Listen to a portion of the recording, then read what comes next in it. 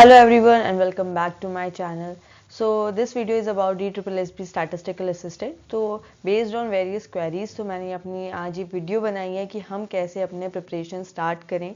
Start तो हम almost कर चुके हैं मगर अभी भी बच्चे कंफ्यूज है कि हम कौन सी बुक्स को प्रेफर करें, क्या पैटर्न यूज़ करें, किस तरीके से हम पढ़ाई स्टार्ट करें. तो आज हम सब कुछ उसी के बारे में बात करेंगे. प्लस क्या एग्ज़ाम डेट रहेगी, ठीक है ना, एग्ज़ाम्स आपके कब तक हो सकते हैं, इसके बारे में बात करेंगे. तो ये सारी चीज़ें आज हम आपकी जितनी भी क्वेरीज है इसको ओवरकम करने की ट्राई करेंगे. So let's start.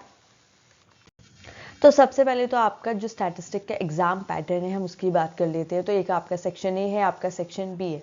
ये आपको अच्छे से पता है. आपका जनरल अवेयरनेस है 20 मार्क्स का, general intelligence and regional ability है, आपका न्यूमेरिकल एबिलिटी है, हिंदी है और आपका इंग्लिश है.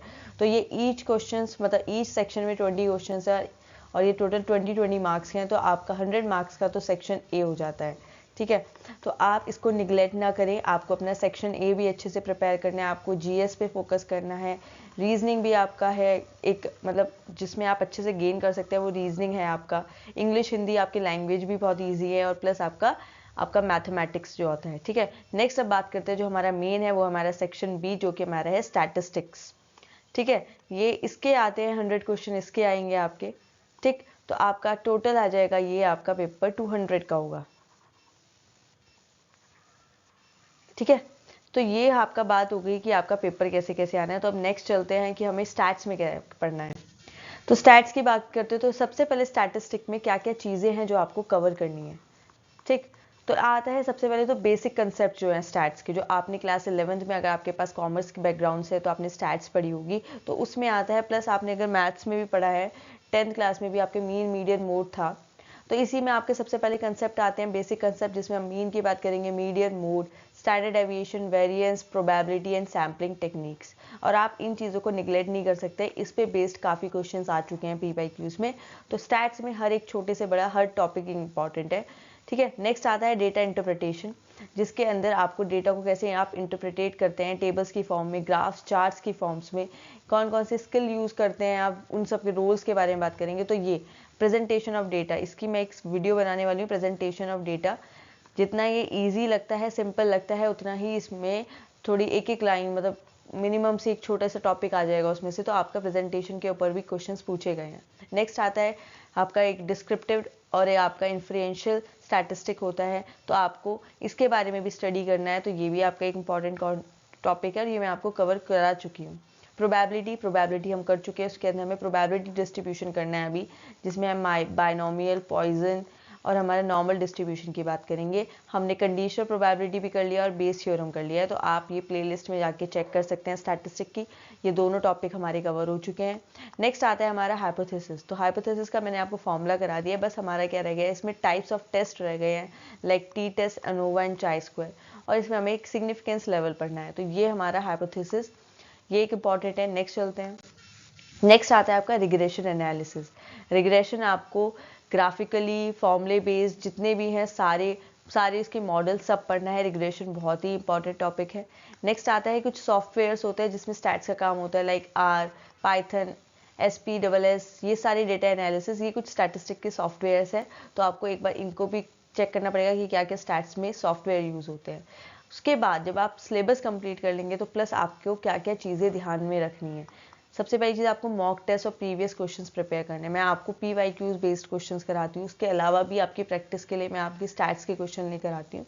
तो आपको रेगुलरली टेस्ट देते रहना है, अपना PYQs करते रहना है. बुक्स और रिसोर्सेज की बात करें तो आप कोई भी standard statistic text book use कर सकते हैं. कोई भी ऑनलाइन डेटा उठाकर आप अपनी कॉम्प्रिहेंसिव अंडरस्टैंडिंग को क्लियर कर सकते हैं. जैसे कि मैंने आपको जैसे मैंने आपको हाइपोथेसिस पढ़ाया, तो आप यहाँ से ओवरव्यू लेके इंपॉर्टेंट टॉपिक्स देख के फिर आप उसको जाके ऑनलाइन भी सर्च कर सकते हैं, या फिर कोई भी आप अपनी बुक्स उठा के स्टैट्स की, ठीक है, जो आपकी पोस्ट ग्रेजुएशन लेवल पे होगी या ग्रेजुएशन लेवल पे अगर आप हाइपोथेसिस पढ़ा है तो उस बुक से आप पढ़ सकते हैं, वो आपके लिए सफिशिएंट होगा.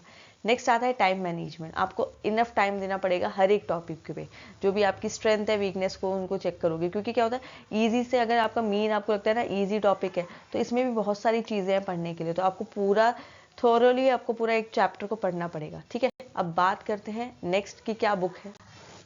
तो एक ये मैंने आर गुप्ता बुक देखी है, ऑनलाइन आपको मिल रही है। इस पे क्या है, करंट पैटर्न पे बेस्ड आपको बहुत सारे प्रैक्टिस क्वेश्चंस गिवन है। अगर आप लोगों को बुक्स लेनी ही है कोई अगर स्पेसिफिकली इसके लिए, तो इसमें क्या है, इसमें PYQ बेस्ड क्वेश्चन है स्टैटिस्टिक के लिए, बहुत सारे क्वेश्चन इसमें बने हुए हैं, तो आप इससे ये प्रैक्टिस कर सकते हैं। बाकी आप जब आप जर्नल पेपर की बात करें, पहले आपका जर्नल अवेयरनेस है, जैसे GS है आपका, तो आप इसके लिए अपनी लूसेंट यूज़ कर सकते हैं, ठीक है।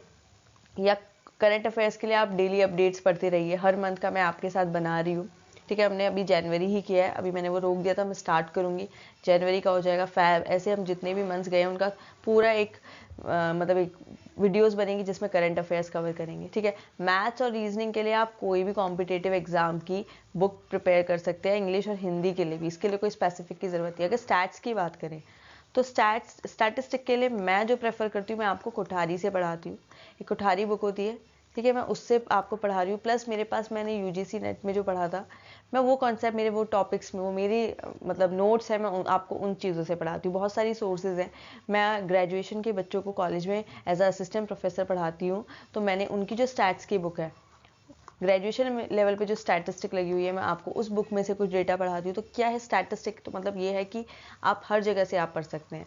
एडवांस स्टैटिस्टिक पढ़नी होगी तो आपको पोस्ट ग्रेजुएशन लेवल पे पढ़ना होगा, जैसे जिसमें कि आपको टाइम सीरीज़ पढ़ना है, ठीक है।